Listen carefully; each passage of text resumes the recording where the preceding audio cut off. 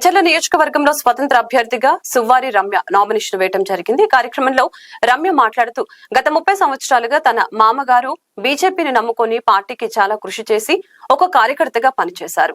కానీ ఈ రోజు బీజేపీ పార్టీ తనను కాదని వేరొకరికి టికెట్ ఇవ్వడంతో స్వతంత్ర అభ్యర్థిగా పోటీ చేస్తున్నానని చెప్పారు. నియోజకవర్గంలో ఉపాధి కోల్పోయిన వారికి ఉపాధి ఇప్పిస్తామని మరియు త్రాగునీటి సౌకర్యాలు కల్పిస్తామని, ఇక్కడ ఉన్న స్థానికులకే ఎక్కువ శాతం రిజర్వేషన్ కల్పిస్తామని కొనియాడారు. నేను నామినేషన్ వేయబోతున్నాను.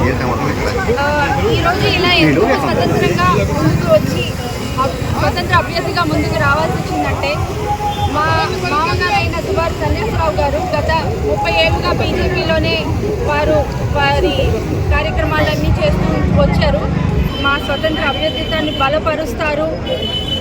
అందుకని మేము ముందుకు వచ్చి ఈరోజు ఇలా నామినేషన్ వేయడం జరుగుతుంది.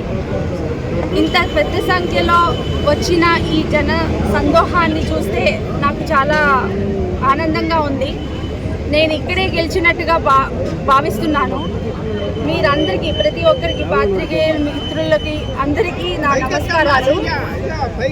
మీరందరూ ఇలాగే నన్ను ప్రోత్సహిస్తారని, ప్రజలు ఈసారి కొత్త మార్పు కోసం, కొత్త తరాని కోసం ఎదురు చూస్తున్నారు ఎచ్చర్ల నియోజకవర్గంలో. ఎందుకంటే వారు ఎంతో విసిగిపోయి ఉన్నారు. ఇప్పుడున్న రాజకీయ నాయకులందరితోనూ వారు చేసే అక్రమాలు, వారు చేసే భూదందాలు ఇవన్నీ చూస్తే వారికి విసుగొచ్చింది. కాబట్టి ఈసారి కొత్త మార్పు కోసం, కొత్త తరాని కోసం నాకు ఎంతో బలాన్ని ఇచ్చి, స్ఫూర్తినిచ్చి ముందుకు పంపించారు. కాబట్టే నేను ఈరోజు నామినేషన్ వేయదలుచుకున్నాను.